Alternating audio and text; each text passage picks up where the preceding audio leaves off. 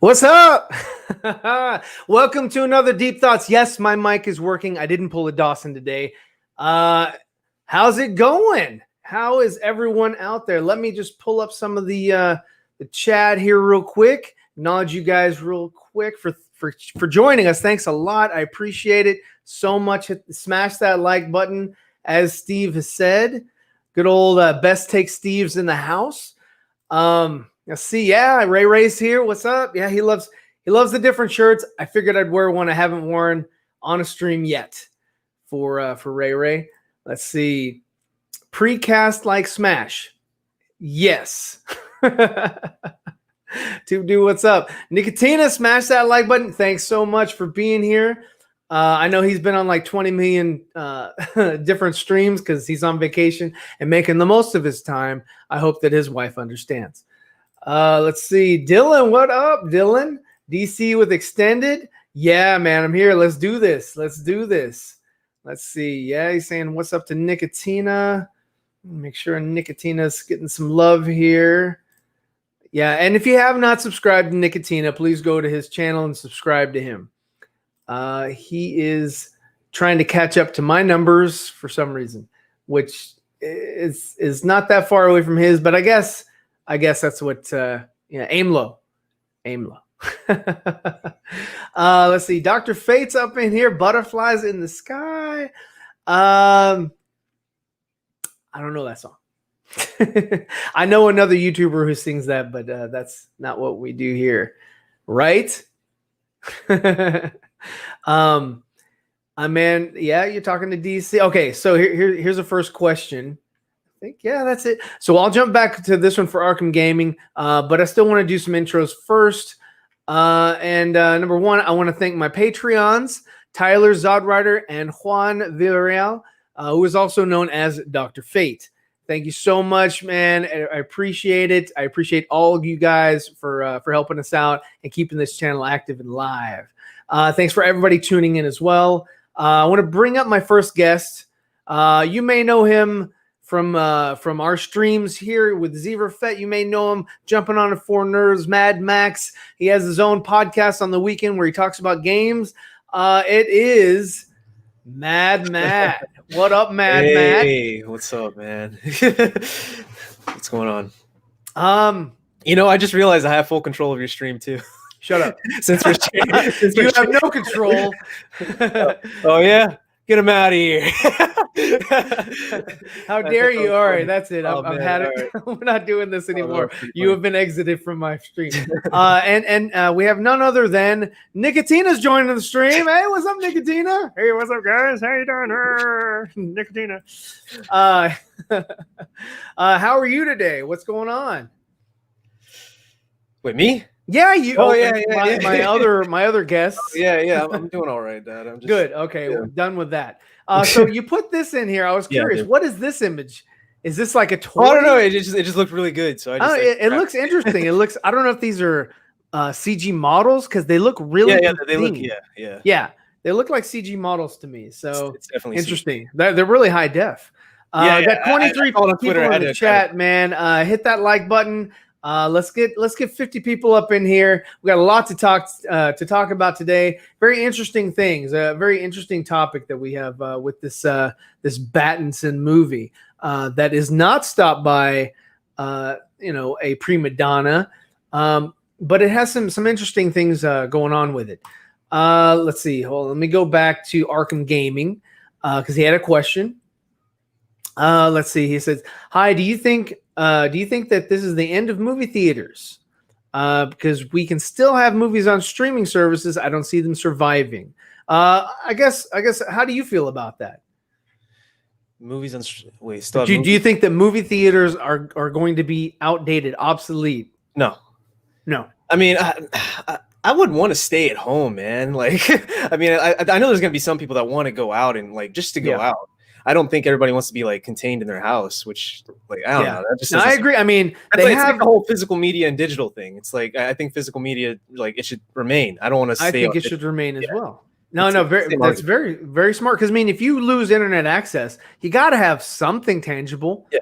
if you want to watch something. I would say, I suggest read a book or interact with your family. Sit down at the dinner table every once in a while. I don't want to be encased in a box. I want to be able to go somewhere and do something. I don't want to have to do everything. Right. People want an experience. They want to go out and experience things. They want to have surround sound. Not everybody can afford big screen TVs. Not everybody can afford surround sound or 4K or anything like that. Yeah. Plus, that's going to be built in the homes now. It's going to be a part of it. The theaters. Oh, well, yeah. I'm building it in our home. Yes. Yeah. Actually, I'm installing an IMAX screen. So stay tuned for that. but that's another thing. That's another reason for people to go out is IMAX. Yeah. You want to see a larger than life image in front of you, and you want to see it in all its splendor and all its glory. You don't just want to watch it at home. It's kind of like what they did with Star Wars, the original trilogy, that when they re-released it in theaters in the 90s before you were born, they re-released them so that, because for a decade or so, we could only watch it on our television sets, and you couldn't really experience Star Wars in theaters. So he did the special editions, re-released them. It was an experience for all. Then he tried to do it again in since I have control, I might as well. Somebody acknowledged you. Good for you. I have control, I might as well. But yeah, no. So they tried to do it again when 3D came around, and I guess they saw the 3D was kind of a gimmick, and it didn't really last. But yeah, let me jump back in here. We got another question. Richard Werner discussing Gone with the Wind today. No, we will not be discussing Gone with the Wind, but thank you for asking. It is, but it has been altered. And that's another reason why I think physical media is so important, because if you own the physical copy of it, no one can alter that. But if it's on a streaming service, they can go back and they can make changes to it. They can, re-edit in some cases. They can add, miscellaneous messages that don't need to be in there for viewers. Things like Citizen Kane and Gone with the Wind, Wizard of Oz, all the old classics don't need to be touched ever. There doesn't need to be disclaimers or anything like that. Let's see. Nova Joe's Bikes, aka Joven. What's up? Great take, Ryan. What's up? What is up? How are you today? Let's see. Tube Dude is here, just watching over the sunset. Oh yeah, you're in Detroit, where they canceled the BVS screening at the last minute. Now we riot. We have a lot of DC. We have a lot of DC news. We're mainly going to focus on one, but we can deviate if I get some other guests in here. Lycas says no. So Lycas says no. And he's watching from Periscope, man. Thank you for watching. I think he's saying no to theaters being obsolete. I think that, even though, yes, do I sneak in candy? I do. But and for a while, we what we used to do is we used to get those big cups that they would issue at the theater. And then you go and you purchase your tickets, you go drink your drink, and then we would take the drinks and come back the next time and just reuse the same plastic cups because they were still durable. And that was another way that we save money going to the theater, because going to the theater with a big group, that's close to $70-$80 right there, just on food, drink, tickets, all that. I mean, that's a huge experience for people, and that's a huge money maker for businesses. So yeah, they're going to want to keep that. They added the arcade, they added food. They're going to keep adding reasons why you should go and spend your money at a theater. I think it's going to be just an extra feature, but and some theaters actually have bars. Trying to get that older crowd. So. I don't think that it's going to go away. For the roller coasters. Yes, roller coasters would be a great addition.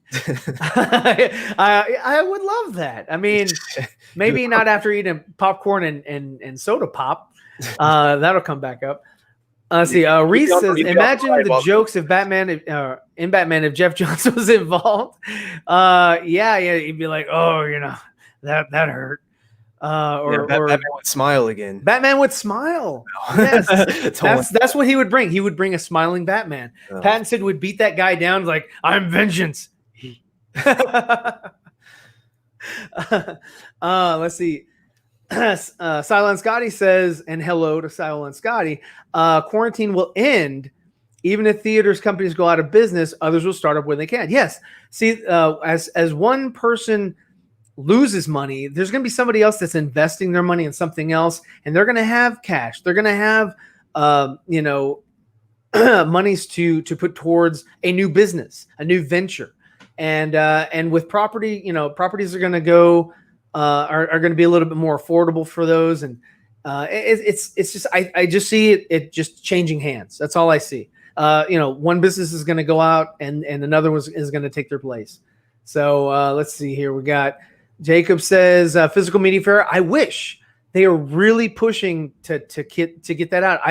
I saw that when you started buying Blu-rays and they offered the digital copy, because you have the digital copy, you have to log in, I think, and use a code or some crap, and then you have it to where you can watch it on your laptop or you can watch it on your computer or whatever. So I kind of saw that they were trying that out, testing the market to see how that would do or how that would go. And I guess, they're trying the same thing with music, where you have like Apple Tunes or you have, Spotify or whatever, where you have media that you can purchase, but it's digital. You don't actually own it. So if you lose connection with that service, you lose that, you lose your content until you gain that service again. Like, if you go out of a, if you lose Wi-Fi connection, or if your internet goes down or whatever, then you're SOL. You have to entertain yourself by, humming a few bars, maybe singing in the shower on your own. Can you talk about that? The internet? Singing in the shower. I know, singing. I'm always so confused when you say when the internet goes out, how are you going to view it? I'm always so confused by that. What do you mean? Okay, so let's say you have Disney Plus. Yeah. Oh yeah, that's internet. That's out the window. I'm talking about things you buy digitally. Like if you buy it, like right. If you have a physical copy, it doesn't matter if the internet goes out. No. I'm not saying a physical copy. I'm saying if you buy it digitally, like you can play offline, but like if it's a streaming service, no, you can't, because that requires online. Right, and that's what I'm saying. Like okay, so we purchased the Batman v Superman Ultimate Edition on the Xbox. So if the internet went out, could we watch that movie? Yeah. Did we downloaded the movie onto the machine?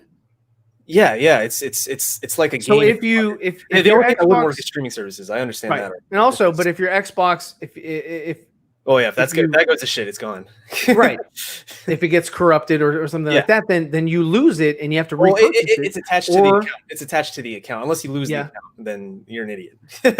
Hey, I mean, you lost your account once. Hey, I got banned for no reason. So I mean, but if you purchased everything on that account, then you're SOL. Oh yeah. And you have to purchase it again. But if you do, thanks. Yeah, I already we haven't gotten to that part yet. No, please. If anybody has not subscribed to Mad Matt, please do so now. He's starving for talking about movies, and he's going to start talking about movies on his channel as well with his friends. Yeah, but I'm still going to be doing reviews with ZEEVERFETT. Yeah, it's never the same staying at home as, or for us in our metropolitan area, we only have one drive-in theater, and that's out, miles out in Magnolia. So it's kind of a drive if we wanted to go out and experience the drive-in theater. But it's not as, I wish that they'd been around, because right now with this COVID thing going on, it's the perfect time for drive-in experience. Mm-hmm. You're isolated, you don't have to, worry about that. You don't have to be one of the idiots that are in your car alone, wearing your mask at a theater. But I'm sure there would be some people that would do that. Ryan, I would still like to experience movies in theater because it would give you that sort of out-of-body surreal experience, especially if you're watching something grandiose, like if you're watching a Jurassic Park, or if you're watching like an Independence Day, or if you're watching a Star Wars film, or if you're watching something that you want to be immersed in that's really heavy, like the new Avatar movies. I'm sure James Cameron doesn't want that to go straight to DVD or straight to Blu-ray or whatever, straight to streaming service, which is why they're holding on to Wonder Woman 84, why they're holding on to Black Widow. I think that those movies are not going to get the same treatment. They're not going to get the $1 billion because people are still going to be apprehensive about going out to the movie theater in general. Poindexter Lounge comes in. Sorry I couldn't join you. I've got meetings tonight. It's all good, man. It's all good. I just, hey, I thought I'd put it out there because you always make it, possible for me to join if I can. Was magic to be in front of that screen? Yeah, it is. It is. It's one thing to be just sitting on the couch watching your screen in your home with your family, but it's another to sort of like, especially like with comedies and things like that. It's more funny like when you're laughing with others than if you're just by yourself, because if you're just by yourself and you're laughing, it's not, I don't know, it's just not that same experience. It's like, you can't enjoy it even with strangers. It's better to go to a comedy club and watch it live than it is to watch it on Netflix and you're home alone. It's just a different vibe, So I had a lot of fun when I used to go to watch a lot of people at the clubs. Having a private Empire Strikes Back party and renting out a theater this month, a dream come true. Yes, that is awesome. And that's the best Star Wars film out there. So it's the one that just it's my favorite. So it's a fantastic film. Hey, what's up? Let's see. Barcelona Beat has joined us again. If you have not subscribed to Mad Matt Vids, please do so. He's going to start talking about movies with his friends. So if you'd like a different perspective, with Mad Matt, younger perspective, a younger perspective. It's still kind of your perspective. You just I know we're only a couple years apart. So also with the movie theater, you're forced to watch a movie because you just can't pause it. Exactly. Like that's one thing about like streaming or whatever. It's like you can pause it and you can come back to it, or you can pause it and never come back to it, right? There's a lot of movies out there that I've watched that I paused it, I went and did something else, and never came back to it. I still see it. I still see the amount of time I watched, that little red line at the bottom of the screen. I'm like, yeah, I don't want to finish it. It wasn't that important for me to go finish it. So what's up, 1997? Riot, we're going to riot. Yeah, we're riot if there's no theaters. Because again, people miss out. It's the same thing with schools, and the same thing with businesses that are sort of virtual now. You log in, you have a meeting virtually. You're not engaging with people. You're not interacting with people. People need that. That's something psychologically that we need. If we're just looking at a flat screen, all day, and that's it. There's no other interaction. You lose some of it's more soulful. It feeds your soul to be able to interact, bounce off of each other's ideas. It's so great. And what this is doing is causing us to be more recluse and not as available for interaction as well. Same thing with your neighbors across the street. Not many people go out and interact anymore. Not like it was when I was young. Let's see. So Captain Marvel on Disney Plus is a superior version because it has been edited. It's probably a superior version because it comes with the service. To be honest with you, I haven't watched Captain Marvel again, and I don't think I ever will because it was just such a boring movie. What did you think of Captain Marvel? I hated Captain Marvel. It was terrible. And back to you. Such a static character. I feel like there was no growth. It was the same character that I saw from the beginning to the end. Yeah, there was no growth. That's true. She there was no arc. Yeah. Let's see. I object shit. Wrong show, wrong person. What?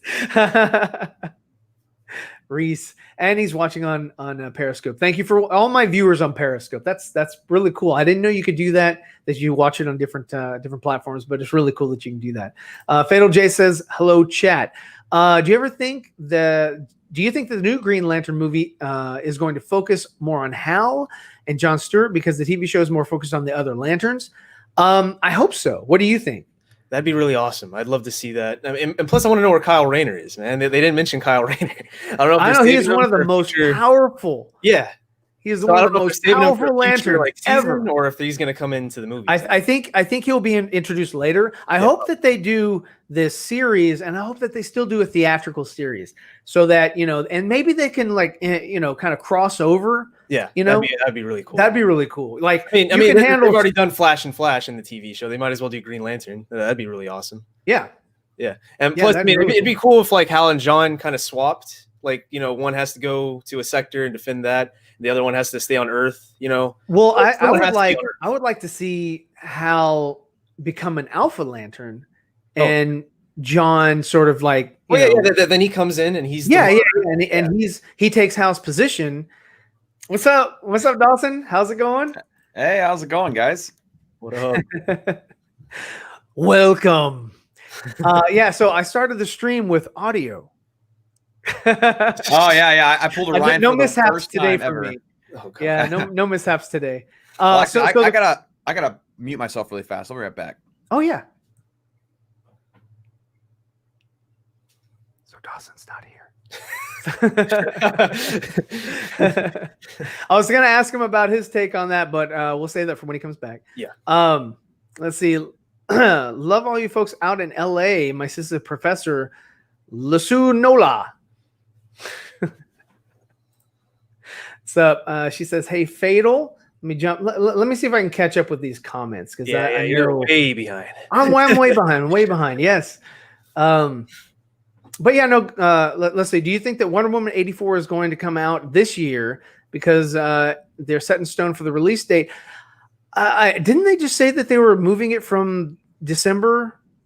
I can't remember if they did that or not. But to be honest with you, I think that they should, just do it. Just go all in, put it out there, make it streaming. Give it to us for $30 or whatever, and leave it at that for until you can put it out in the movie theater. And then, have people kind of decide do they want to purchase the streaming service, or do they want to wait to see it on the big screen, or do they want to watch it on the streaming service and still go see it on the big screen? Because some people, I mean, like for me, we always go to superhero films in the theater. The revenue wouldn't be as great. That's why they're holding it off. Well, the thing is that they're not going to make their money. They're not going to make the money that they're not going to make Aquaman money. They're not going to make Joker money because, like I said, that's why they keep pushing it back. yeah, but they keep pushing it back.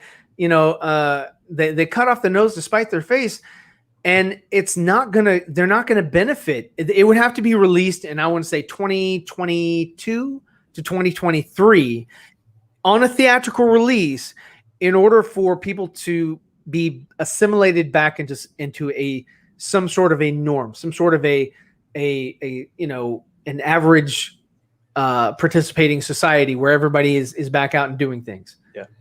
So yeah, I don't see anything until then. Let's see. Everybody's saying what's up to each other. Well, that's fantastic. Hugo says, "What's up, my dude? How's it going?" I know it's late for you, so I appreciate you being here.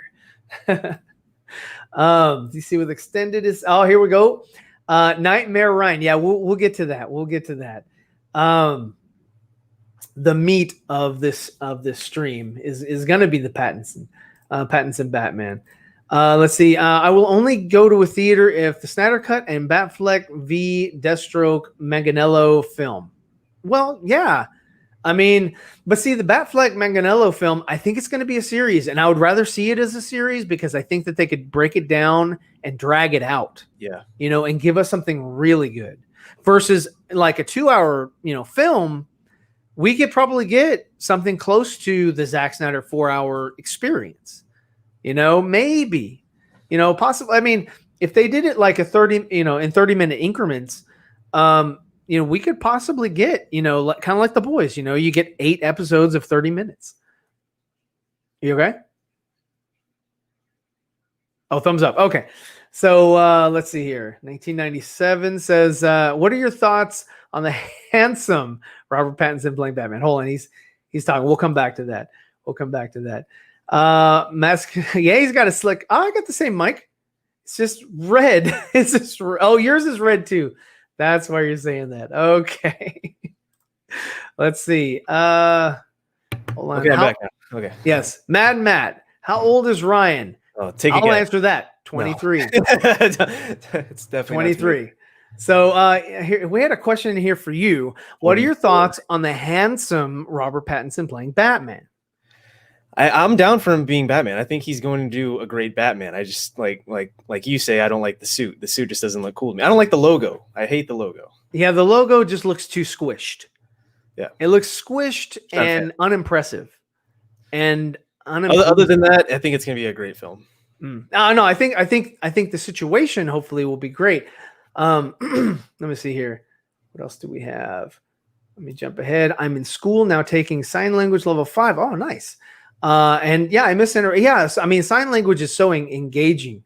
It is very interactive because you're signing with your hands, but you're also, using your whole body, and you can kind of like, kind of jive, you can kind of get the vibe of the other person, the other individual, which kind of makes up for some of the auditory things that somebody that is deaf would be missing out on.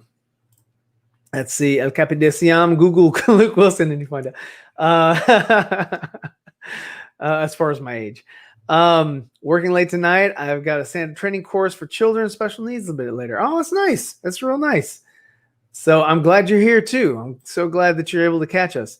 Only Green Lantern I want to see is Sam Benjamin and the Snyder Cut. Well, I hope we get more. It'd be really cool to see him, but I hope we get more. Let's see. Howdy Dawson. Well, okay, so he hit me up. Oh, man, that's a long time ago. Because Dawson had to check out. Let's see. Capitacion, I'm on that. Okay, so I'm kind of getting to where I'm caught up, I believe. Yeah. Yes, full-length pilot film followed by a miniseries. I'd love to see that for Batfleck. Yes, yeah, that'd be really cool. You have like a meat, something that is your full course, and then you have just tidbits, that they trail on, and continue on with the story until its conclusion.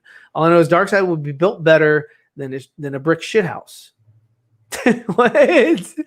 I hope so, because how sturdy is a shithouse? But anyway, so basically the crux of this is I wanted to bring up some images that have been all around the internet, right? Of this new Pattinson movie. What do you think about that car? It looks very much like the one from BVS. It looks like the one from BVS. And it looks very kind of Bondish, sort of James Bond. Yeah. So, I mean, the James Bond of superheroes. Come on, Flash said that in the series. So we've got Gotham City. Flashpoint Paradox, that's what he said. Yeah. Oh yeah. So you've got that monument. Dirty ass cars.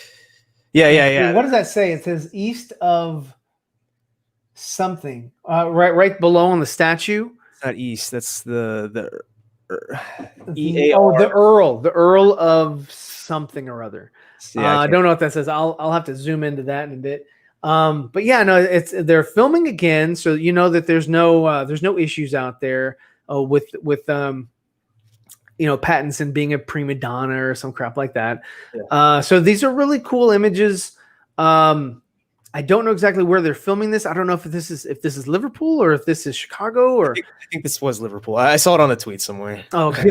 So one of the issues that I'm having here is they're introducing COVID into the Batman story. So Pattinson is here shown. He's wearing his. You've got Penguin holding on to his little face shield. Yeah. And so this is, hold on one second. Let me bring this guy in here real quick. So you have, let me welcome him back. Hey, hello. Dawson, thanks for joining again. Sorry, I got a phone call from my parents. Oh, no, it's all good. It's all good. Hey, parents. Yeah, parents just don't understand. Matt understands us, right? Yeah. I keep ignoring him every time he calls me.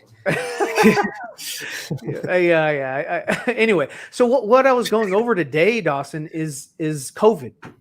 COVID will be making an appearance in Batman. So what are your thoughts? What? Okay, let me go through the images. So number one, we have Pattinson wearing his mask, and then we have the Penguin holding his face shield, right? Oh my goodness gracious! And then we have somebody in the back. We have Pattinson wearing his mask again. Nobody here, nobody in this one. It was just another cool image of Pattinson walking with Nixon. And then let's see, hold on. They got the cameras wrapped in plastic. If you go to that image, that's true. You see it right there on the left. Mm-hmm. Well, there's a better image that I have of that. So obviously they're wearing masks in between takes. No. Hold on one second. I'll pull it up. Okay, right here. Oh yeah, they all got masks. Is this guy holding up a sign? Are they going to digitally remove these masks? No. I do not believe so. I believe that this is part of the film. Yeah, even these people are wearing masks, and they're going to incorporate COVID into this movie. Here's more wearing masks. Another guy holding up that Joker, and you see the other Joker symbol on that guy's jacket or whatever. Not every Riddler.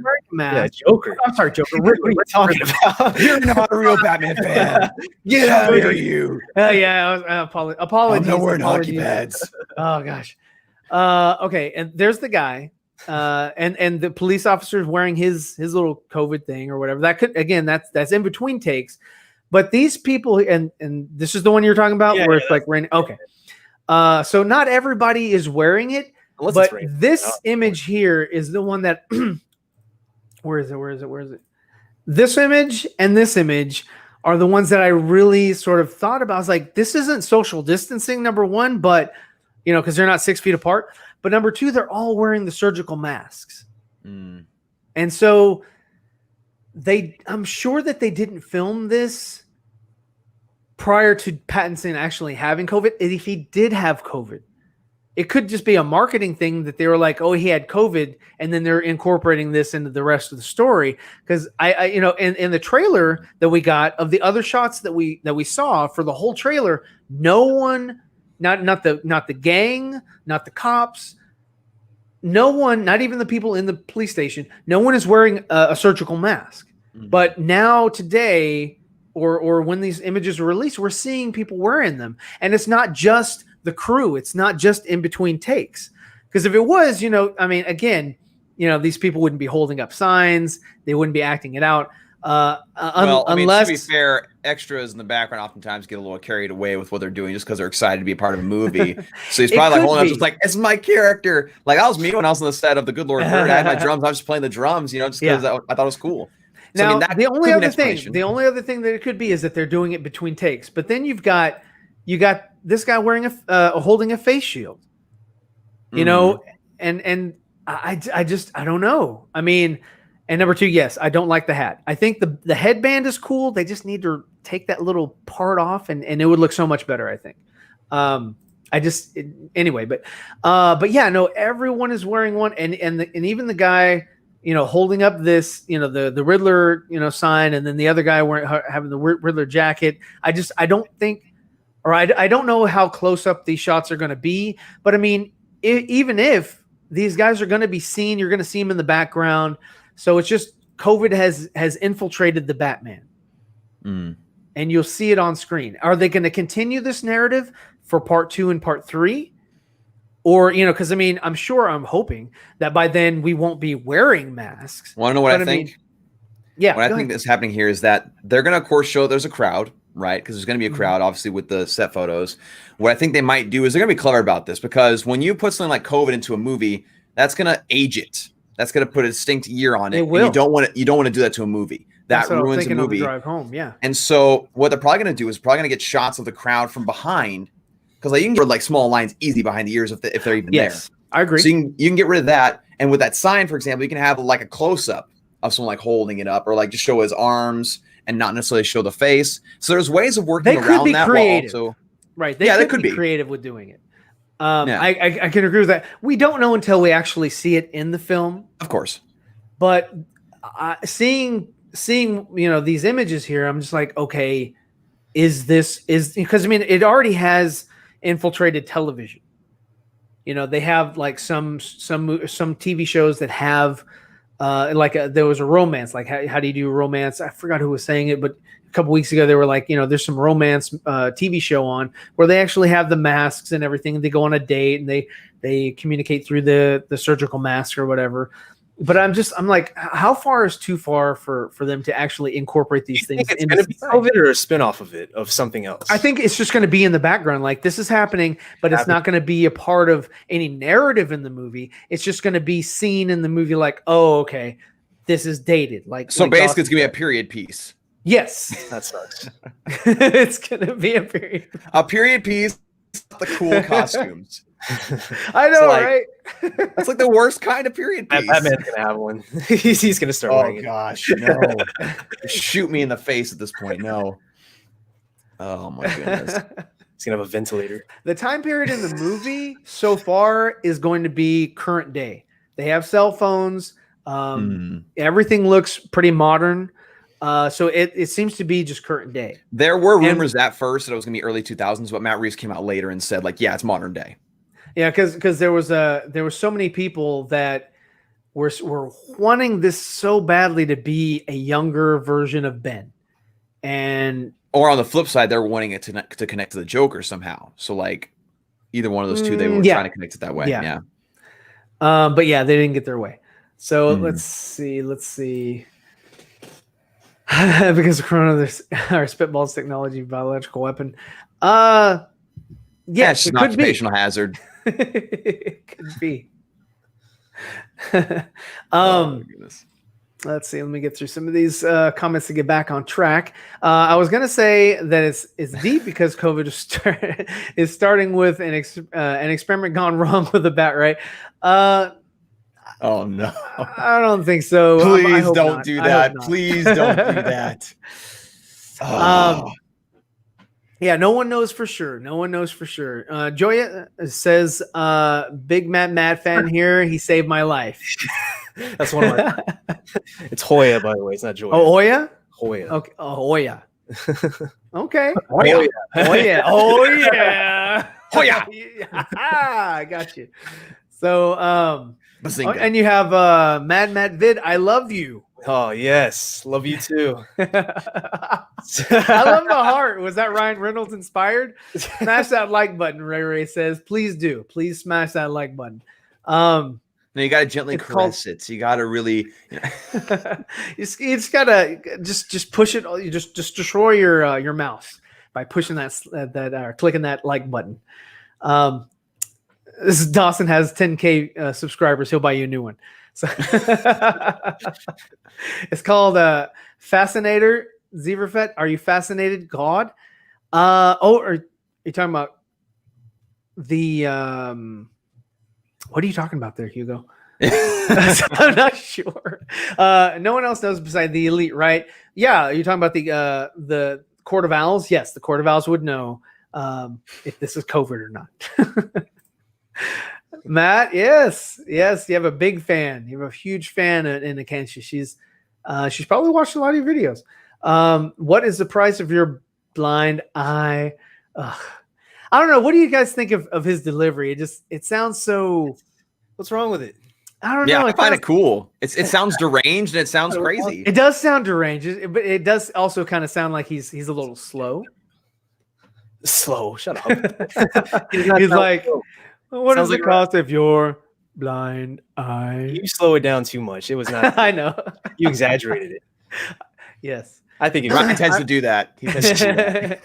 I recall when Ben was still attached, albeit just about that 1995 was a spectacular year. Speculated year.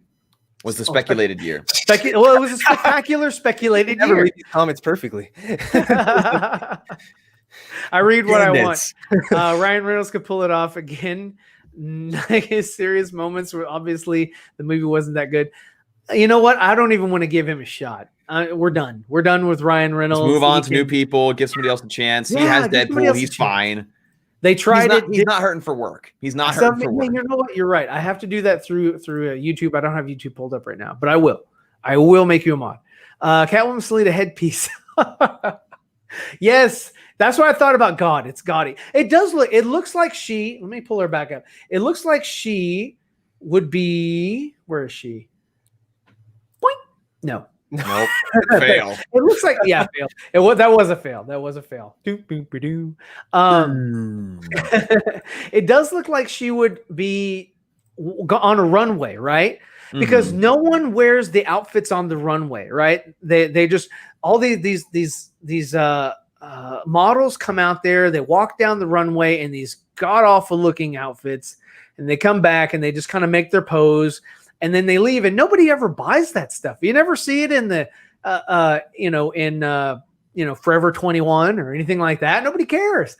It's just, but the only thing I really think is hideous on the outfit is just that bow. I think the bow is just too oversized. It looks disgusting. The headband part, yeah, that looks really nice. Her hair looks fine. The overcoat looks fine. Her leggings, her leg boots, thigh high boots. No, they're not thigh high. They're just under the knee. Well, anyway, her boots look cool too. But I think her boots look cool too. I'm sorry, Dr. McBrown.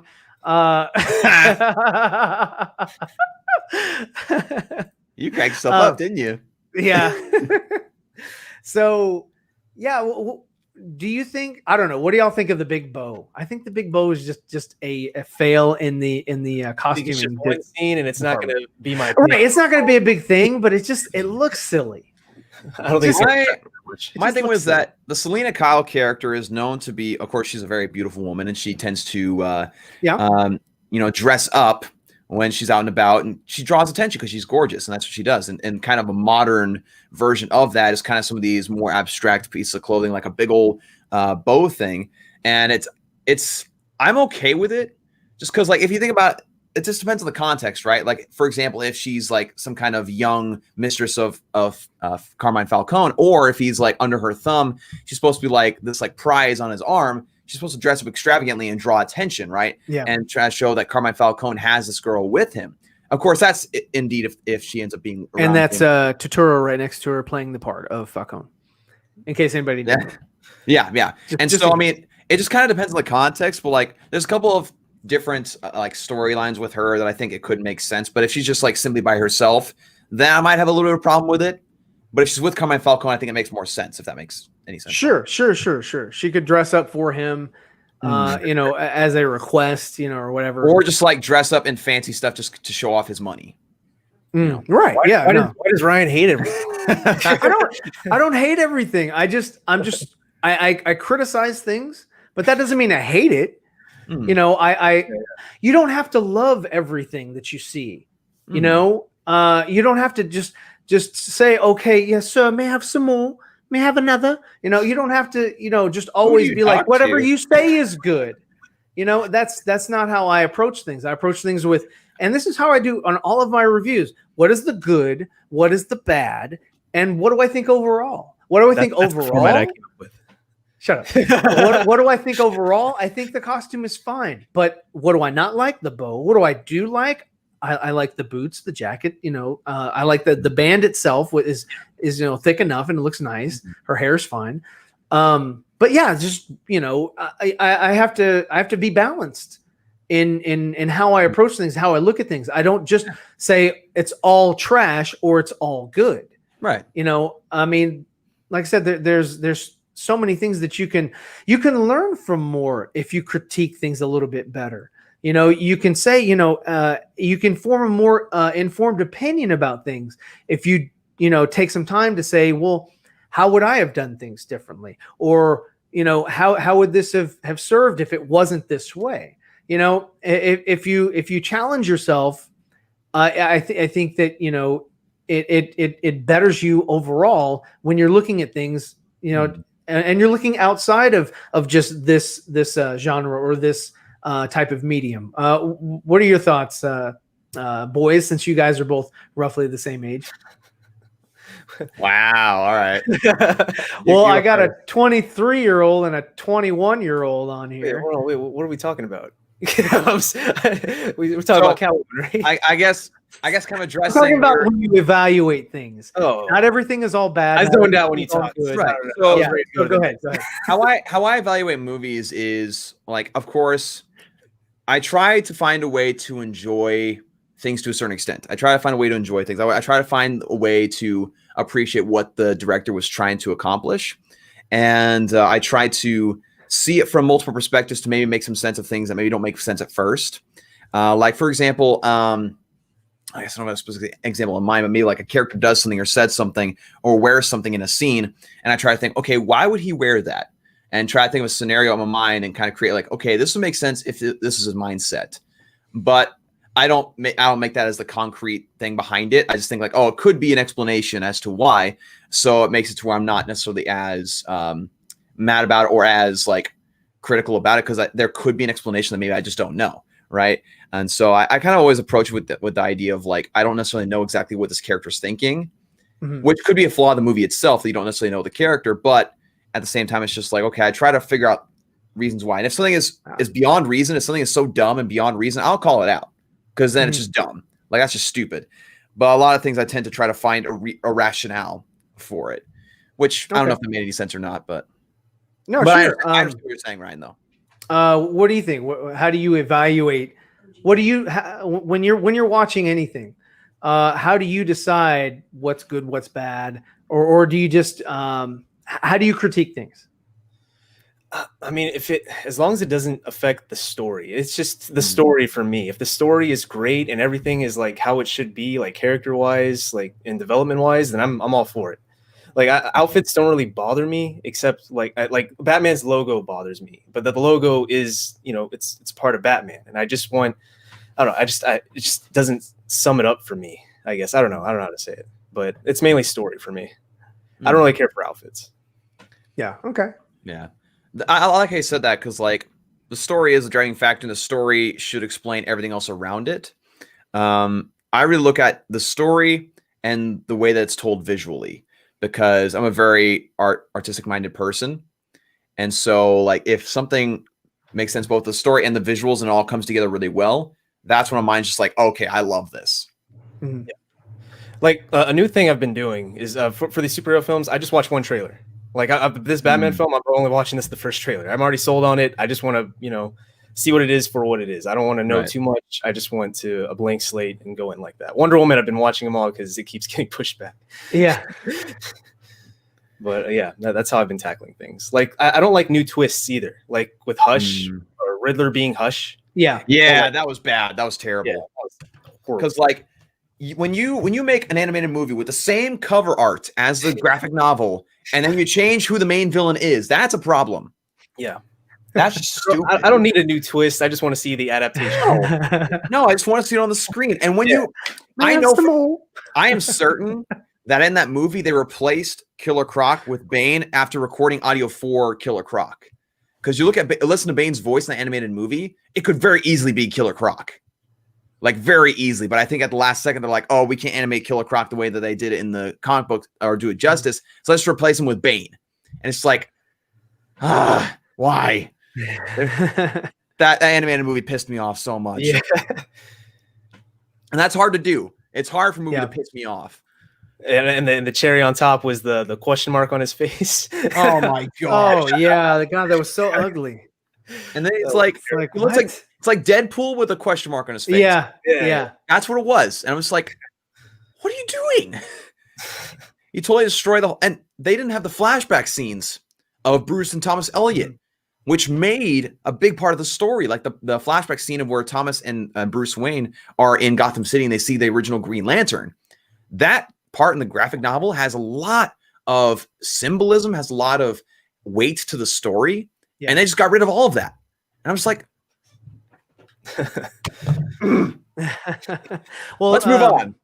Yeah. Just like Barcelona B is saying, you know, with the Killing Joke, I like the Killing Joke after the Batman Barbara fiasco. After that, I think it was a great movie. I think it was a great animated movie. And everything before that was just some old man's fetish. Yeah, you know, they wanted to animate that for some reason, and I thought that was stupid. It was really dumb. Really dumb. I mean, I get where they're like kind of trying to do with like trying to put in Barbara's perspective and kind of get to know her a little bit better before what happens to her, but they did it in such a way that just made no sense. No. So do you guys think Catcher brings up a pretty good point. What do you guys think since they've been pushing back dates on movies? And we just got word that recently about Henry Cavill. coming back and reprising his role. So he's coming back. They're pushing back dates for Shazam, for Black Adam. Black Adam doesn't have a date now. Wonder Woman got pushed back. Other movies than let's see, other movies. Hold on one second. We have a guest coming on. Let's see, and welcome. Oh, nice. How is it going? Nice. All right, man. I'm so glad you joined us, Enosh, man. I'm so glad. You didn't like the screen name?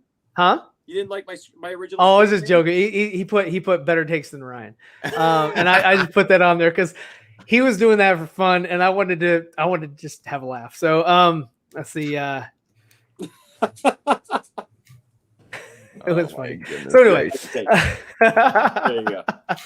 I love that you're wearing the hat to work. I love you're wearing that to work. It's so cool. I've been asked several times today what in the world NIMWA means. Yes. Right. And what acronyms have you come up with? Not in my window. I don't know. I've come up with a couple. Never in a million. I guess it's an A in there. Never mind. Dang it. Yeah. Well, all right. Never mind. Never in my world. Never in my world. So this would be a really good question for you, Enosh. What do you think about, like, we just had this Superman news for Henry Cavill. He's signed on to do some more projects, and they've pushed everything back. They pushed all these other movies, The Flash, Shazam, all these other movies are pushed back, and his hasn't even been announced yet. What is your take on his being able to reprise his role? I think it's like anything right now. I mean, it's a matter of time. You know, I don't think his situation is any different really than anybody else's. You know, it is what it is at this point, right? You know, it's like I think it's not like he's going to probably get busy and go off and do something else. Well, he still has his Witcher things that he has to do 2 more seasons of that he signed on for. No, I mean, I'm just saying, and he's probably doing another Sherlock thing. I mean, I'm sure. Like, it's not like only the DC stuff is shut down, right? So like he's going to go off and get attached to something else that's going to completely take over his time. You know, so I don't know. You know, I just look at. I guess I look at that whole signing thing. I mean, look, I believe he signed. I believe that he's, you know, but we still, like you said, we haven't even gotten an official announcement on that stuff. Right. It hasn't been official yet. So, you know, and I would think that same thing with the Batman Manganiello project. I don't think that they would stir any news about that yet either. Not until they have something more concrete, you know, not until they have something more, you know, decided, you know, hey, we're doing this and we have dates. I think that they should start filming outside the States, you know, like, you know, go to, you know, what is it? New Zealand, go to Pinewood or wherever, you know, just. But Ryan, a lot of those places are only as good as they are right now because they've shut everything down. True. But I mean, if they can let Cameron back in and his crew, they can trickle him in, you know. Yeah. But I mean, look at Liverpool. I mean, like Liverpool has seen a spike in cases, right? And so like them filming the Batman, they're trying to get as much in as they can because they feel like the government at any time could just shut the whole thing down. So they're trying to get everything going while they're preparing back here to film on the sound stages. So they're trying to get everything that they can get done over there that they can get done before having to turn and, you know, change. So like, I don't know, you know, I think for a while, at least, we're just going to see more of these things where they move inside. You know, Disney's in a great place right now, I think, actually, as far as being able to get ahead of that curve because they've got that technology that they put in play for the really think that, I mean, to have the screens, you know, that they used. Yeah. I God, you have to believe that they should work with other studios, you know, to sort of help everybody out, because if they say, you know what, we've cornered the market on this technology, no one is going to use it but us, God, that'd be such a douche move on Disney. Well, I mean, they're definitely gonna milk it till everything's open, I'm sure.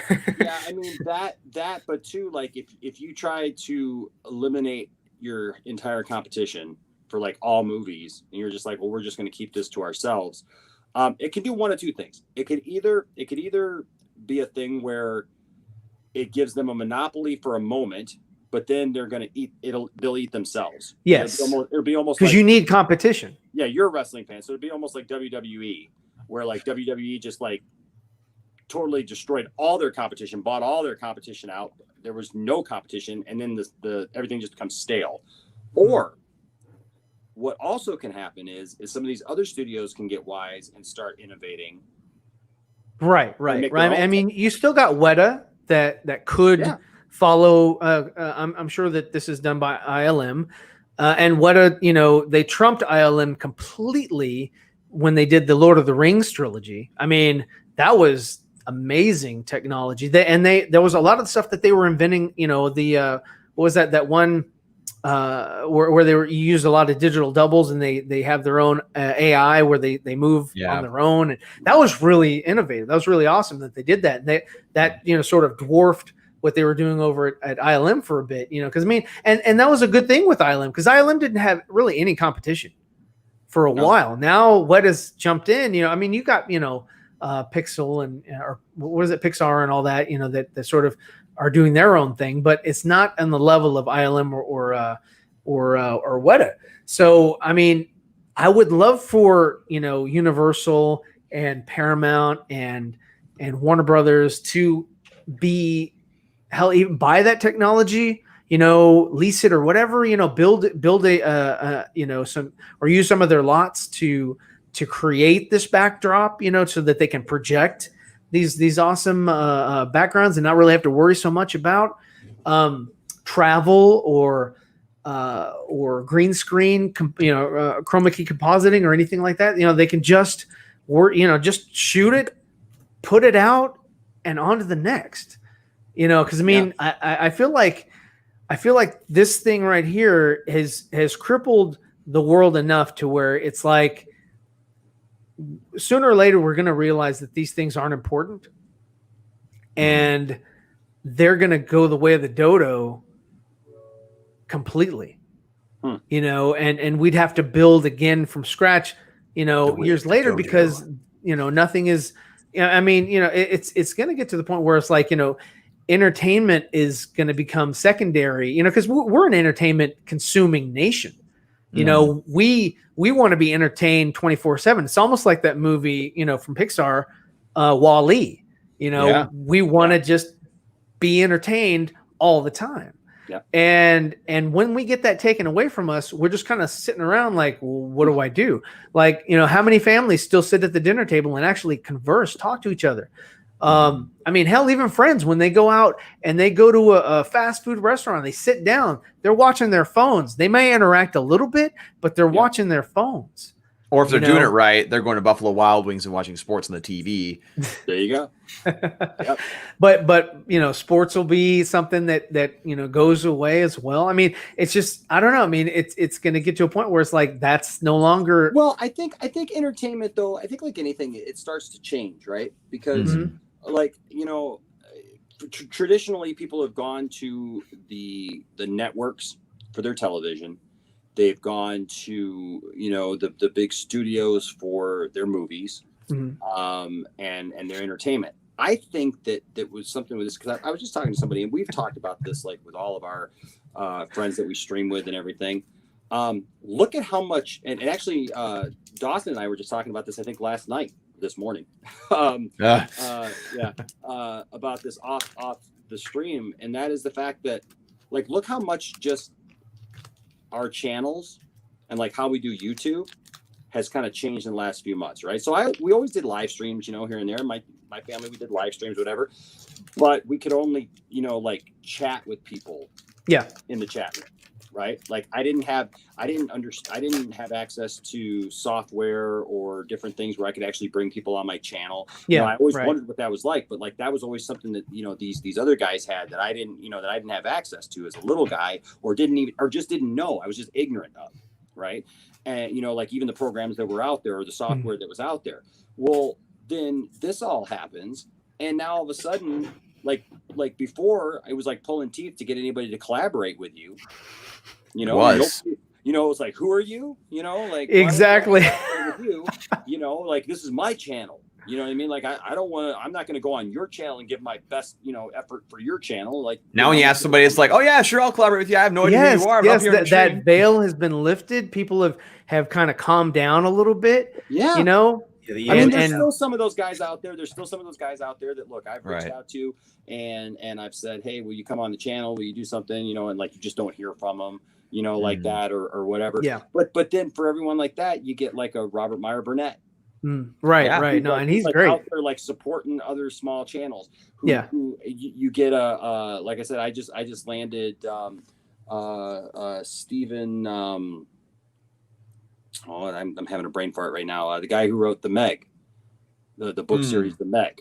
Oh, okay. Okay. Movie and stuff. Yeah. And so like I just landed. He's gonna do an interview with me and come on the channel, right? And so it's like people that we didn't have access to before, small channels, right? That we're not connected in Hollywood, we're not any of those things, but yet we have these tools now that people are able to discover us. That's like, okay, well, you know what? You have just as much to say, Ryan, or anybody else, as these guys who just happen to be in LA or just happen to be more connected. You know what I mean? So it's a good thing in that sense. And I think that a lot of people, the fact that all of us here in this thing, we can literally go on at any time of the day or night, and we're seeing all these same names in our chats. Right. Yeah, no, I mean, it's great. Like, if I go on your channel, I see a lot of these people. If I go on Dawson's, I see a lot of the same. They're awesome. Jump on Fatal, anybody, I'm just like, it's a great community that, that it's like the people outside of Hollywood realize that there are people like us, like Dawson, like yourself, like, Zod Rider, everybody that has a voice, that they have their own opinion and they have their own voice. They have their own, reasoning for liking or disliking or critiquing or, whatever it is. And that makes it fascinating. That makes it interesting, and that sort of levels the playing field a little bit. And thank God for StreamYard, because that has really been like the best thing that YouTube or Twitch or Periscope or whatever could ever ask for, because it has invigorated people more to sort of collaborate, reach out, and have conversations where, like, beforehand, you would probably have Dawson just sitting there, or yourself, like, just sitting there for an hour talking to yourself. Yeah, exactly. And there's no interaction, there's no back and forth, there's no progression of the conversation, there's no new ideas that can spawn. And even if we were talking to, because I know I did this, I would start a live stream and I would speak my piece, and of course, I had the chat room going on, but it's all little blurbs, right? So it's not a conversation, and it's cool because like I do a call-in show. Dawson does a call-in show. Like a lot of these, a lot of people are doing I don't know. Do you do a call-in show? Not yet. Okay. So you gotta be careful. You gotta be careful because you don't know what. I know what happened on your call-in show. You don't want the Dick Graysons. Nope. But that being said, though, it's a great tool because people feel part of it, and I love that because I always wanted, that's what I wanted my channel to be anyways, was an interactive thing where people felt a part of it, and now I can give that to people, and they can be a part of it. And you know what I think is going to end up happening if we get to a point, I think that unless, barring some crazy regression, right, where like it really puts us in a downward spiral, we're going to see innovative stuff. We're going to see movies still get made, and studios figure out different ways to do things, whether it's not, whether or not it's like quarantining, a group on a soundstage for 2 weeks and then starting to film and just tightening that down and doing whatever they got to do. And then when a vaccine is streamlined, like, honestly, people, like with a vaccine, things could go pretty much somewhat to normal, because like all these other diseases that we've had, like the flu didn't have a vaccine at first, and that's what, you know, I'm sure a lot of things were weird and things changed, but then they went back to a sort of normal and progression continued to happen. I can see Ryan thinking right now. He's just the gears are turning. The gears are turning. You see the smoke coming out. Sorry, I'm not taking a vaccine. So well, I'm just saying, like, with that. No, I understand what you're talking about. I just when Ryan croaks, he will get all of his subscribers. Was that too dark? I bequeath them to you all. Oh, Enosh, in the future, when does that happen? Oh, well, I don't have my glasses on, so I can't really tell you at this point. Dang it. I can't tell you too much, Morgan. I every once in a while I want to call you Morgan because I know a kid who looks a lot like you named Morgan. I can't tell you too much, Dawson, because if I tell you too much, it'll just unravel space and time as we know it. And then I mean, a black hole appearing in the middle of the stream, and we'll all just. But you know what I do. But what I think will happen is it's just like people are getting their streaming information in a different way now from like smaller channels like ours, and listening to different voices. What you may end up seeing. And you know, I know how people have their opinions about like John Campea and you know and others like that. But I did see him say something this last week that I just caught a little blurb of, and I thought, man, you know what? That's smart. And I was really impressed that he said it. Is he said, you know, anybody who loves movies, television, whatever, go out and make a fan film. Go out and make a fan film. Well, I mean, a lot of technology is available. Everybody's got so many opinions about what they think these characters should be, what scenarios they think they should be. Look, you may not go get Mark Hamill to actually play Luke Skywalker, right? But you can get Ryan. You can get Ryan, right? I started making my own film. Plus you got deepfakes. Yeah, but that's what. Plus you have deepfakes. Yeah, you have. I mean, like I was saying, you have technology that can allow for these things to happen nowadays, right? Yeah. I mean, it's more accessible than it was when I started, which was in 2001, 20 years ago. I mean, Photoshop was expensive as ever, and it was so foreign. You didn't have anybody, there were no YouTube, do it yourself. This is how you learn, Photoshop, and this is how you, learn layers and all that. And the same thing with nonlinear editing, when you're messing with Premiere, when you're working with After Effects, how to make a new composite layer, how to, make an adjustment layer, all that stuff. You had to learn that literally talking with other people through a forum. Yep. Versus being able to watch something and say, I can mimic that. Trial and error. Exactly. Creating export sucks. Go back. Creating export. Why isn't this working? Create export. Why won't the background just freaking disappear, for God's sake? Seriously, I'm just trying to create something. Yeah. But I think that if we see extended amounts of, and I think even if things kind of get back to normal with just the way things are now, but I think especially if you start to see extended periods of time where we're not going to have a lot of entertainment, you're going to see the rise of fan films. You're going to see the rise of different forms of entertainment. Sure. Just like Dawson's comic, right? I mean, I'm making a comic, and you have other people that are out there doing it. They're making it's music. Dawson makes music. You make music too, and everybody's just kind of doing their own thing, right? And you don't have to worry about a Capitol Records. You don't have to worry about a Diamond distributing company that distributes comics, and you don't have to worry about all that. You have other avenues of creating new, compelling, interesting media to consume, and movies are going to be. I mean, there are a lot of things out there that you can watch that are produced by just random people that are good. That's why I really appreciate something my professor told or said when he came to my campus for the first time. He said that he believes that artists of any kind in today's day and age could rule the world, honestly, because not like in a legitimate sense, but because. Like if there was any time in our world's history to be creative, it's now.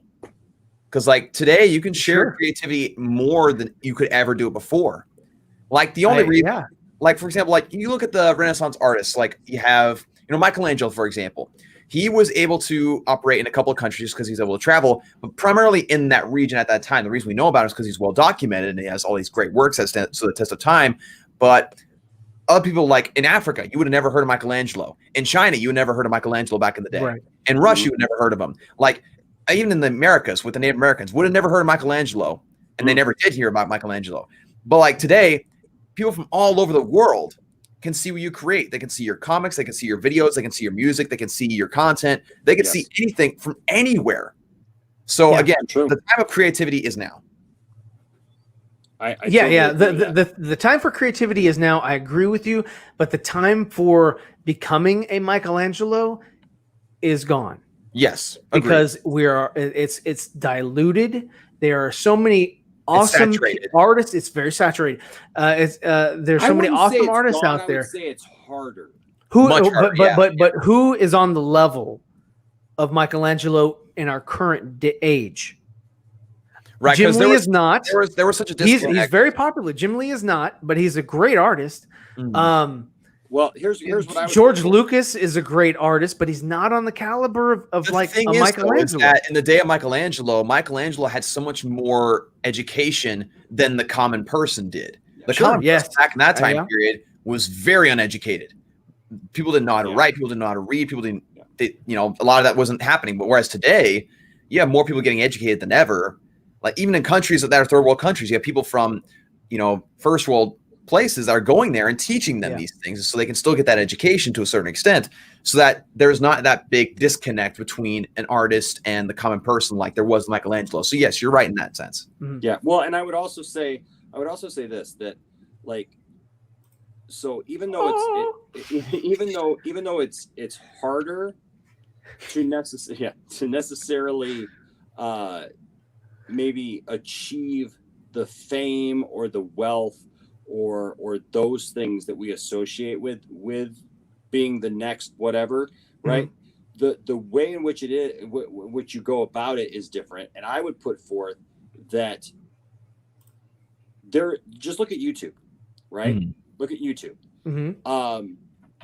Some of the biggest, some of these people that like we would like, if you get 100,000 subscribers, right?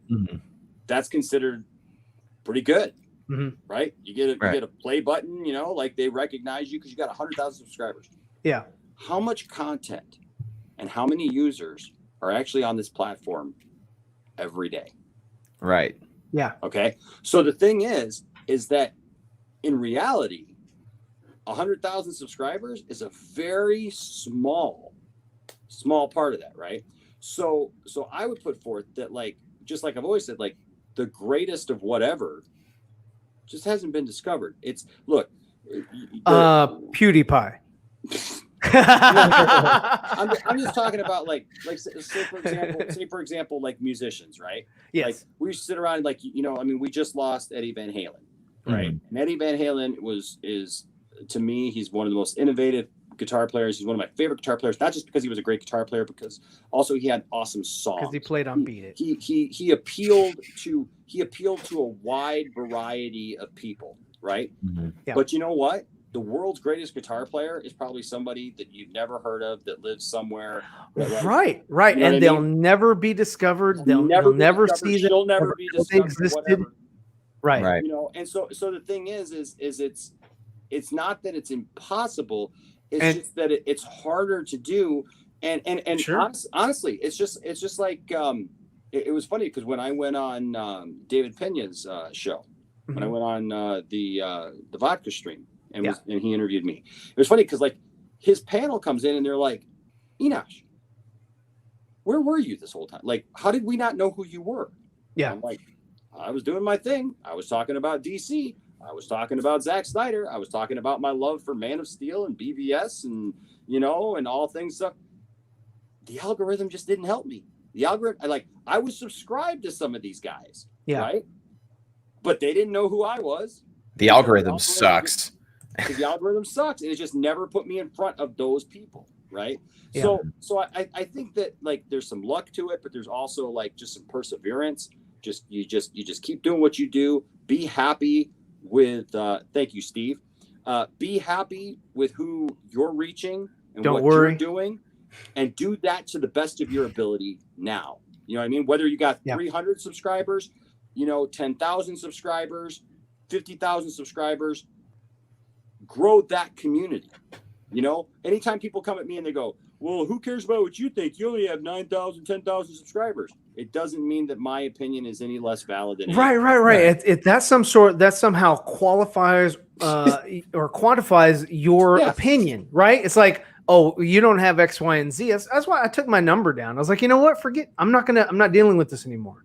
Mm-hmm. So, because I'm not going to have somebody, look at me and say, oh, you have X, Y, and Z, therefore you're only worth X, Y, and Z. Mm-hmm. And forget that, man. I mean, it's not important to me anymore. I could care less. This isn't my day job. It's just something that I like to do for fun. I like talking with you guys. I like reaching out and being able to talk to people that like the things that I like, that are interested in the things that I like, whether you're on camera with me here or in the chat, over here that I can click on. I just haven't clicked on a lot of the chat like because oh gosh. Now, no. See, when you're like that, you're less engaging. I need you back on the screen. Oh no, they're all not. They're dropping like flies. We are taking over. Join us, Matt. Join us, Matt. Do it. He's done it. Rise alone. We have done it. Help me out here, chat. Help me. No help. No help. Never. I got Point Dexter's Lounge. I got Nerdy in Many Ways. I got Mad Matt Vids in here. But they're not really here. This is what I was talking about not say anything. Having about not having that human interaction, that human discourse, Oh, you think that just now? I think he just. That's pretty impressive. He said to me earlier today. Oh, he did. Oh, okay. I was like, damn, that's quick. Like, man, I like that. Anyway, just wondering if you have access to Dawson singing on American Idol. I do not. That is only on Nicotina's stream. He's the only one that has that. I do not have that. You'll chat. Oh man, dude. Hey, thanks a lot, Steve. That makes me feel really good. Let's see. Let me get back to some of these these comments here in the chat while the others take a pee break. Let's see. Where did I leave off? Oh, somebody asked Mad Matt, what did you think of the Red Hood movie? What did you think of the Batman Under the Red Hood movie? You talking about the old one or the new one? The old one, yes. Because the new one, we haven't seen that yet. Well, yeah, I'm excited for that one, though. Being able to choose like what decision-making I want, that's pretty awesome. Yeah, it's interesting. But, yeah, definitely concept. I thought it was amazing. And I loved I loved the Red Hood character, period. Like, yeah. Well, we haven't done a review officially on it. But we will. I wanted them to do a story arc on it. Ever since they teased the Dead Robin in BVS, I wanted a Red Hood movie. Yeah. That would have been pretty cool. But because it was Dick Grayson, I don't think they're gonna do that. I don't think that like there is a Red Hood. Well, I don't think that Dick is the Red Hood. Back, if the timeline changes and Dick's back and Jason's, then it would be interesting. But then again, on that one, Ben is only going to do like 5 or 6 appearances and then he's done. So therefore, that's the main film. That's out the window. For them to tease it and just not follow up, I think is a huge disservice to the fandom. Huge disservice to even showing. Because they even talked about it in Suicide Squad. Harley Quinn was the accomplice. Well, they did that because of Jeff Johns. From Jeff Johns, yeah. Yeah, they did that because of Jeff Johns. He was like, "Hey, wait a minute, it wasn't actually Dick." That was the most awkward 5 seconds. It was awkward, wasn't it? That was like, awkward. You're not Jack. Phenomena. Phenomena. We gotta make sure we don't do that too long because they will crack down on that. Oh, really? Yeah, my little brother, he did a video where he said something was a phenomena, and he like edited it to sound like for like 5 seconds that song, and YouTube gave him a copyright infringement for 5 seconds of that. Horrible. That's why YouTube is not the greatest platform. That's why I'm glad I'm streaming on Periscope as well as Twitch. I've never owned a smartphone. It's been odd to watch my friends and fam turn into zombies. Yes, that's what I love. I love these T-shirts or these different poses that our resident model takes. And he found his glasses. Yeah, Yes. that's Dawson from the future. That's where Dawson goes back and goes, Dawson, Enosh is the key. You never realized this whole time that he's just you in the future. Mark? Oh, man. Mark Cuban? Mark Ruffalo. Mark Ruffalo. Hamill. He was talking about Hamill from the fan. Oh, Mark Hamill. Oh, yeah. Of course. He ain't doing much. He's doing commercials with Patrick. He's just waiting for you. Yeah. He's waiting for the call. He's waiting for the guy. He's like, oh, yeah, I'm waiting for the call. I wasn't used properly. Let's see. And you guys have a stream tonight, right? Y'all are talking about episode 1. We are. Yes. Yeah, that's We certainly are. You want to talk That's about cool. that, Enosh? I'm glad to not be invited to that one. They want positivity. Who says I don't like episode 1? Well, Oh, God, he put it on his thing. Yeah. Get that out of here. Awesome thumbnail. You see the thumbnail's made. There's no room for you. Yeah. It's already made. Yeah, I don't want to pull a nicotine. Hey, put me on the oh thumbnail. my god. Let me get this up now. Let's see. Oh, man. Kevin says it's also much easier to have your art stolen. That's true. That's true. Yes, it is. It's so much easier these days. But again, like you were saying, it's like even though Michelangelo was a great artist, I'm sure that there were so many other artists out there that never got seen that were Right. maybe fantastic, Mhm. but they just didn't have the resources or the the good old boy system, by knowing things and being educated and things like that Michelangelo Right. And the comparison of that to modern day is Leonardo. yeah. And the comparison of that today is like back then the difference was education and intelligence, whereas today the disconnect is affordability. Messing Like for example, there's some people that are like really creative, but can't afford to like get a good camera, get good like editing software. Like they can't afford those things. Whereas other people who have all those things are very, very successful with creativity because they can afford it. Yeah. Yeah. The, But yeah, tonight, 9 p.m. 9 p.m. Eastern Yeah. Standard Time. Thank you, Steve. Steve's killing it. 9 p.m. Eastern Standard Time tonight on the Poindexter Lounge. It will be me and this guy right here. Yeah. Both of us in our Nimwa hats. And Goldman. Does Goldman have a Nimwa hat, or you're going to make him the odd man out? I don't know. My wife will also be joining us, the lovely Tiff-tastic. And, So it'll be two people without an Nimble hat, so we're balanced. Always two there are. There you go. Why are people hating on Gal Gadot for getting a different role? Is it because she's Wonder Woman and she can't do any other role? I don't understand. She would, if she would be perfect for the role. It's until we can see her in that role just once, like this year, right? Like people forget that, like they were saying in that comment, they forget the actors are actors. Their job is to portray different characters. In fact, a lot of them want to tackle as many different characters as possible so that they can work and just explore different types of ways of performing. So like That's true. If you get trapped in playing the same character and only that character, it wears on you, and you feel like you're in a rut, and then you go into that thing where like nobody wants to hire you because you've only done X, Y, and Z for the past 10 years. True that. Right. So let me see here. Matt, which character would you play in Zack Snyder's DC universe? Well, I guess we can ask everybody, but we'll start with Matt. Just from the established characters right now, I guess it'd have to be Batman. You choose that too. You'd be a short Batman. If not that, Henry Cavill Superman. Both badass. Love them. Okay. And Dawson, who would you play the Riddler as? well, I would of course would love to be Batman, but like I have to get a little bigger. But I also think it'd be cool to play Talon. Oh, I'm nice. getting really into Talon right now. I love the Talon character so far. Hold on, if we can name someone else, I'd play Red Hood for sure. Ooh, Okay. yeah. Yes. And then Enosh, who would you play? Well,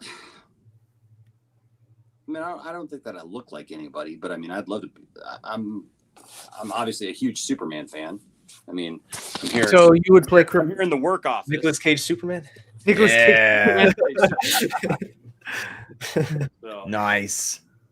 yeah, so this Let's is see. the work office right here. No one reads history books anymore. Yeah, Fatal's right. Nobody reads history books anymore. So Let's see. We got Fatal saying Cleopatra was I know Greek. who I'd play. I know who People I'd think play. she was black. That's why they're mad. LOL. I would play Bloodsport. Hey, there you Ooh, go. play Bloodsport Yeah, because you know, you have a lot in common with Idris. well, that and it's Fatal J's favorite character. Ah. Yes. You don't have a Bloodsport comic at work, do you? Do you? Show it right now. Show it. Do you have it? But you don't have it right now, do you? So says the king of the internet. Two-Face? Yeah, Two-Face. Harvey Dent. Can he be I'll make you trusted? go sit. Harvey Dent. Can we trust him? And he just disappears before he can even answer. It's just like, yeah, I know. like, so okay, I guess you didn't want to know the answer. Hey, Ninja Vanish. Yeah, South Cali's in the house. Coop and Malik's in the Hey. house. Hold on. Dad, who would you play? You didn't answer. Who would you play? I would have to play myself. Oh God! All right, next I'm a thing. superhero. On to the next. Never mind. By the way, Who would I play? I've got that shirt, Ryan, that you have on right now. Oh, you do? I have that shirt, but it doesn't fit anymore. I use it as like a pajama shirt now because it's very soft. It is. It is very. It's super soft, but I have like the 3X version that Ah. like when I weighed much more, I fit into that shirt. But I don't fit into that shirt anymore. I swim in that shirt now. So Nice. I don't know. I Good would problem to I have. would play Nightwing, probably either Nightwing or Superman. I'd see more as Jim Or Gordon, RL. like a younger Jim Gordon. Because of that Gary I have that Gary Oldman vibe. Gotcha. Let's see. I think the minority really wanted Nick Cage, Two-Face. What? I didn't even know it was the thing. Johnny Depp is Joker? No. Johnny Depp can go sit this one out. Johnny Depp is kind of washed up for me. What was that guy's name that played Goblin? Johnny Depp. No, the other guy that played Green Goblin. Heath Ledger? McGuire's. Willem Dafoe. Defoe. Yeah, I want him to be. Oh, Willem Dafoe. He'd be perfect. He would have been perfect. I mean, he's older now. He would have been great for Bale's Joker. He would have knocked it out of the park. I mean, I know people like Heath Ledger, but I think that because I just didn't see him as Green Goblin, but he would always have been a great Joker. Right. So Yeah. Agreed. it's kind of could be Federal J. Yeah. Hugo. Yeah. See, Yes. I was gonna say that about Matt. I agree. It's that. Huh? I was gonna say about Matt. That He Matt, should play Batman. No, that kind of has that Kyle look. Oh, that would be awesome. Yeah, Kyle's cool. Yeah. You, Yeah. you do look like Sam Benjamin. Yeah, he had every ring at one point, right? That was Yeah. I think that Kyle has a great look. I've never liked the character. Mm. Just never cared for Chris Pratt. No. but which is a shame because Oh, he's got a really Oh, good look. The character of Kyle Rayner has a really good look. Yeah. But I don't know. Do you think they're going to save him for a movie or the show? They haven't He'll be on mentioned. the show. He'll be on the show. He's not known enough. They're when we talked about this last night with Dawson and others that look, they're going to throw as many Green Lanterns into Throw that him in show another Pirates as movie. possible to try to raise awareness of Green Lanterns that people aren't aware of in the public, Yeah. But they're going to save Hal Jordan and they're going to save Jon Stewart for the films. Yeah. And would you ever think it'll cross over at one point? I do. Actually, I do because I thought that was like the whole point was that like the show was supposed to be connected in some way to whatever the theatrical versions are going forward. So, So I think you use that as a kind of a jumping off point, and you're able to I think they should like cross over. I think you should kind of have Jon Stewart kind of guest star, in the HBO Max series, or have one of the Lanterns from the HBO Max series kind of show up in a Green Lantern core movie, and just kind of like back and forth, like it should be, you explore Hal and John in the movies, and you explore the others in the television show, but they can kind of cameo each other. I think if it was something like that, I would be down with it. Yeah. Well, hey guys, I got to get going because I got to get home and get all set up and prepped for our show here. I actually have to get going too. I got to take a shower because I went for a run. Well, we are at the hour and 30 mark, so I'll go ahead and I'll go ahead and end the stream with you guys. Sweet. So I appreciate it. Where can everybody find Point Dexter's Lounge? I don't know about that one. Is that like dollar store Poindexter Lounge? Point Dexter. PowerPoint. That's off-brand. That's off-brand. Yeah. Right there. Off-brand. So where can the viewers that don't know you actually find you? You can find me at Poindexter Lounge here on the YouTube. You can also find me on Twitter at Poindexter with just an X in the middle, no E. So just Poindexter, because Twitter won't give us that extra letter. We have one letter too many in our name, and so we have to compromise. You can also find us at is Poindexter 1 maybe? No, it's just Poindexter at Instagram and on Facebook. We're Poindexter Lounge. We've got a great community on Facebook that we have as well. And so and then usually people find that, and then they find me my personal stuff on there too. So so we all end up being friends and having a good time. So nice. So yeah, and tonight at 9 p.m. you will find us, me and this guy right here, along with Goldman and the lovely Tiftastic, talking about Star Wars Episode 1. We're talking Star Wars. We're going to break down. This is the first of a series. We're going to go through every Star Wars film. We're going to break it down. We're going to talk about the good. We're going to talk about the bad. We're going to talk about what works, what doesn't. But we're going to do it all in a way that I think just kind of shows, like, look, we have a respect overall for Star Wars. I literally got into a conversation today, over Twitter, where like I get tired of just like people. They just throw out these little blurbs and they think they're just being smart, and it's like somebody held up a picture of The Last Jedi. It was like $12.99 somewhere, the Blu-ray, and it was like, who would actually pay $12.99 for this movie? And like all these people are like, nope, and all these things. And I just, why would ZEEVERFETT say that? Yeah, right. All I said was, I don't own it, so I just said, yeah. I posted Pam from The Office and I put, yep, I would. and the thing is like I got inundated all of a sudden with like people like, trying to tell me how I'm wrong, how I don't know anything about Star Wars. I don't know anything about film. I don't know anything about story. I don't, trying to tell me that like it all should have ended at Return of the Jedi because it was a perfect ending and the universe would have been fine and happy. Like nothing else. There's no stories to tell after Return of the Jedi. Like, apparently, right? Like they didn't have an empire to literally tear down after Return of the Jedi. So they were all dancing with Ewoks. So it's not like there wasn't any books or anything, or comics or. I said the very fact that there was an entire EU to begin with to make people mad that it doesn't exist anymore says you're wrong. That's but the thing is like I just get tired of like I can talk to somebody. And I love talking to people about Star Wars. I love talking with people who have differing opinions.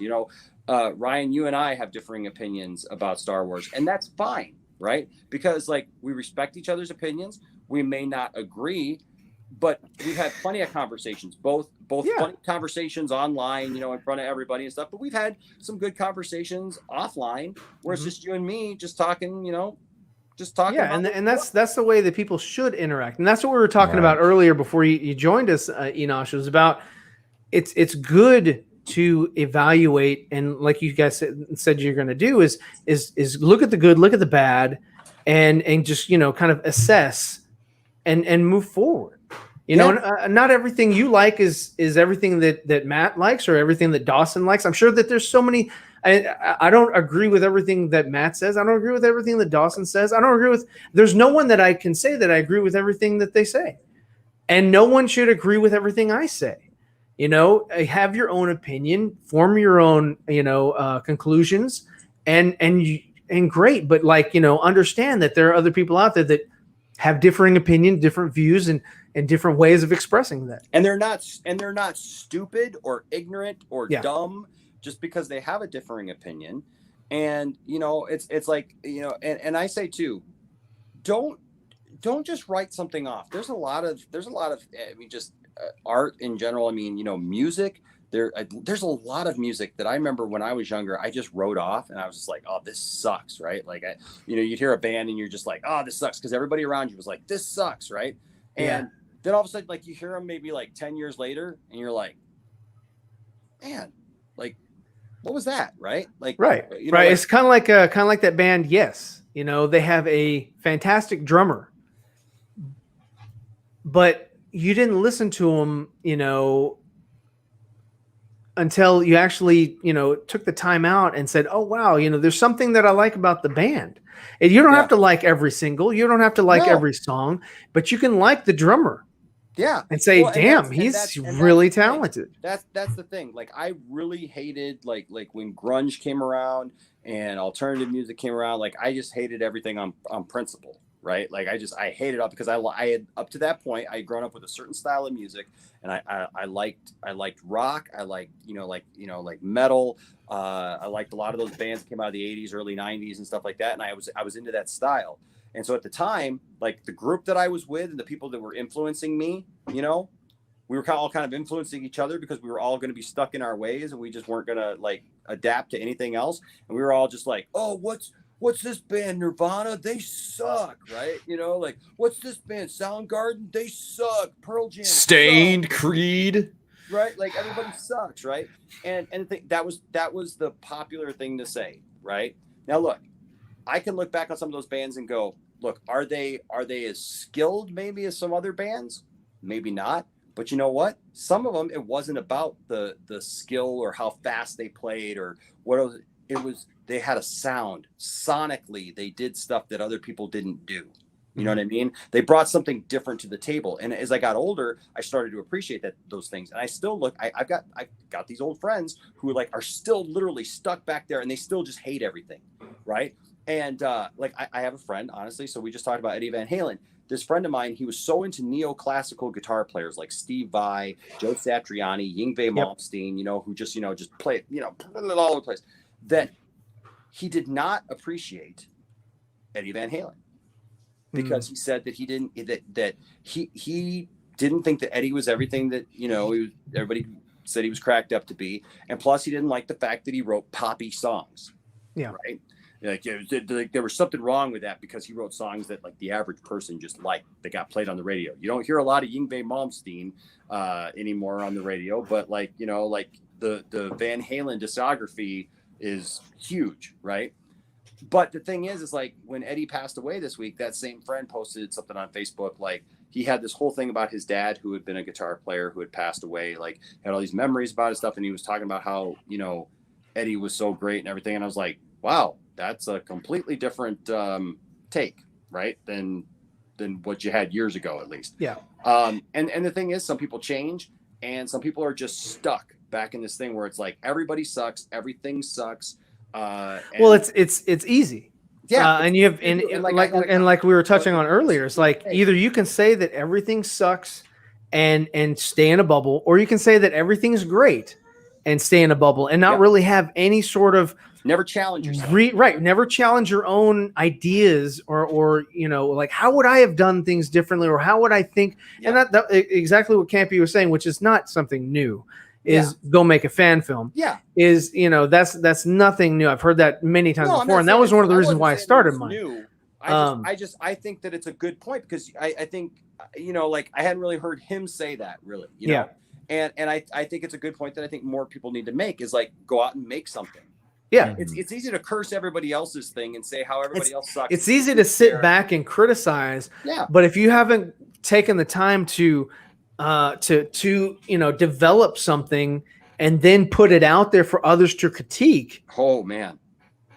that's Wow. a different ball game. Look. Somebody said today, and this is kind of what set me off today a little bit, because like I try to remain chill, but sometimes like something sets me off, and I come back in a mode where it's like, okay, no, I am going to put you in your place because you're acting like an idiot now.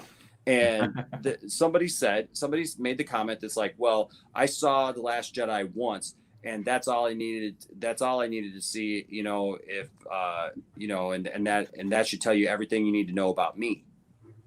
And I was like, yep, it tells me that you're stubborn, you're stuck in your ways, you're unwilling to learn or hear anybody else's opinion. It tells me that you're just, you think that you can watch a movie once and know everything about it and think that you got everything that you could possibly get out of a movie. Look, I've seen The Empire Strikes Back a million times, right? I mean, like, and that's almost not an exaggeration. You know what I mean? Like there's movies that we've seen, Superman, the movie, Superman 2, all these movies and stuff.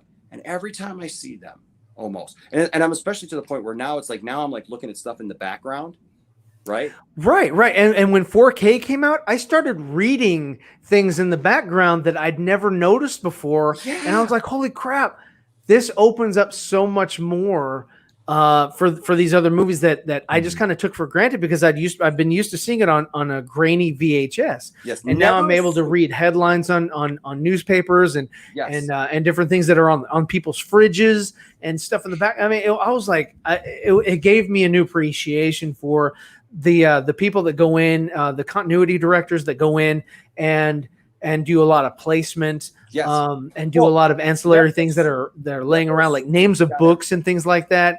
It's all. It just gave me another appreciation for it. But I mean, well, never assume that you know everything about, because like, look, I've seen Man of Steel how many times, right? 12. We all talk about the DCE so much, and the day that they announced the Snyder cut, and Zack is sitting there talking about the moon in the background on Krypton. No one noticed it. And how they destroyed. No one. I never even noticed that moon was crumbled. Right. Let alone the idea that Doomsday, the real Doomsday, had done that. Yeah. Mm-hmm. Okay. So when you tell me, well, because I didn't like The Last Jedi, I think the real Doomsday still exists. Once I didn't like it, and that should tell you everything you need to know about me. It does tell me a lot about you, because you're not really you're not really somebody who enjoys art. You're not somebody who really like takes it all in. I just went and saw Tenet, this last week, and that's a movie that like I need to go see again because I know that I liked it, but like I came out going like, why did I like it? There was some stuff in there that was like weird. You know what I mean? Yeah. There was some stuff in there that like I felt that like the guys with the British accents, there were some that were really super thick, and it was hard to understand some of the stuff that they were saying. It was hard to understand a lot of the dialogue, unfortunately. Yeah, and so but the thing is, but I came out going, but I like it, and I want to understand it more. And that's what I see a lot of nowadays is people come out of movies, and if they don't just get it spoon fed to them like they're little babies, and it's like they know everything about it and they just can understand it, they can't be bothered. Yeah. No, because they're already they're in that mindset. They're already on to the next thing. Yeah. What's going to entertain me next? Yes. And that's it. But let me cut you off there. Let me switch over to Nerdy. Where can everybody find you? Yeah, you can find me at Nerdy in Many Ways on YouTube. And again, tonight, 9 p.m. over on the Point Extra Lounge for Star Wars Episode 1. Let's talk about it. That's going to be a fun episode. You can follow me on Twitter and Instagram at Nimwa32. You can type that in, both Twitter and Instagram. You'll be able to find me and my art and stuff. You can also follow me on ArtStation at Nerdy in Many Ways. It's a platform you can view my art and things like that. And if you want to check out my comics, go to Amazon, type in my name, Dawson Weidrich, and type in Savage, Vine Lord, or Tale of Three, and you should be able to find my comics. So there you go. Awesome. And Mad Vids, where can anybody find you? Instagram, Twitter, Twitch, YouTube, all at Mad Vids. I am doing a podcast this Friday with some of my friends to talk about Batman and Green Lantern. Saturday, I'm doing a gaming podcast on the same channel, Mad Vids, with my brother talking about games we're excited for, and then Sunday with Mad Max. So Nice. a lot going on. Oh, and Vero. I got Vero too. Verified on Vero. Awesome. Ooh, hey, look at you. Woo. All right. Well, hey, I want to thank everybody in the chat for coming out, supporting, listening, interacting. Again, I want to thank my Patreons. You guys are fantastic. Couldn't do the show without you guys. And since I have Enosh on here, I want to show Hawkman because he adores him. This is the best version of Hawkman that we're ever going to get. And there you go. So He done did it. there he goes. Punched his camera. It's broken. Yep. All right. And with that, you guys have a great evening. And we'll see you next time.